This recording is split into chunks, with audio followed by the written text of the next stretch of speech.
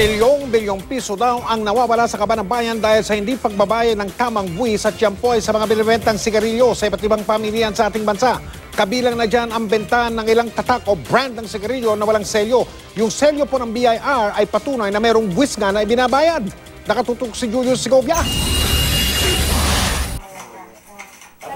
Kuha ang videong ito ng mga field personnel ng Philip Morris. Mga cigarette products na may tatak na Mighty at Marvels na walang tax stamp o selyo ng BIR. Ang tax stamp ay patunay na nagbayad ng tamang buwis para sa produkto.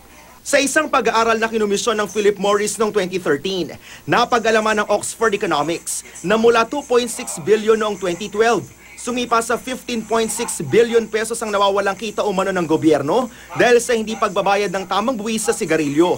Dahil sa sobrang taas ng presyo ng sigarilyo, yung tinatawag nating environment o yung market, naging conducive na siya ngayon sa bentahan ng mga murang sigarilyo. Kasi price sensitive yung mga consumers natin. So, siyempre, lilipat sila doon sa mas murang produkto.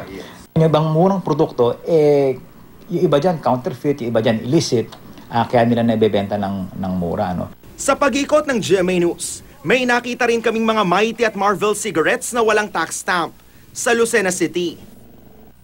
Sa ilang tindahan sa Bulacan, pati sa ilang bayan sa Cavite. Ayon sa ilang nagtitinda, naengganyo raw silang kumuha sa ahente dahil mas mura kumpara sa ilang branded cigarettes. Binabagsak lang nga dito. Ako naman binebenta ko. Ipinagbigay alam na raw ito ng Philip Morris sa BIR. Ayon kay Commissioner Kim Menares, iligal ang sigarilyong ibinebenta ng walang selyo. Kung sino may hawak ng produkto, siya ho yun may liability. So kung kayo retailer, nahulihan kayo, kayo ho magbabayad. Kayo, yung produkto rin yan, kukunin rin namin. Pero nakukulangan pa rin dito ang grupong Fight Illicit Trade. Kung lumaki ang koleksyon, ang tanong lang dyan kung kaya nahuli ito, baka mas lalong malaki. Humingi kami ng panayam sa pamunuan ng Mighty Corporation pero tumanggi sila. Nagpadala lang ng sulat ang kanilang Executive Vice President na si retired Judge Oscar Barrientos. Itinanggi niyang sa kanila galing ang nabibiling Mighty at Marvel cigarette packs na walang tax stamp. Sumusunod daw sila sa lahat ng revenue regulations ng gobyerno, kabilang na ang paglalagay ng selyo sa kaha ng sigarilyo.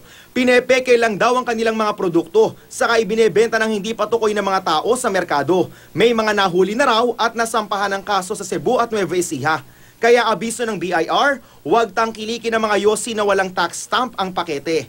Pag nag-evade kayo ng tax, ngayon, sa tingin nyo, parang natutuwa kayo, may naisahan kayo. Pero pag nahuli kayo, hindi lang yung kita nyo mawawala, pati kapital nyo mawawala. Julius Segovia, nakatutok 24 oras.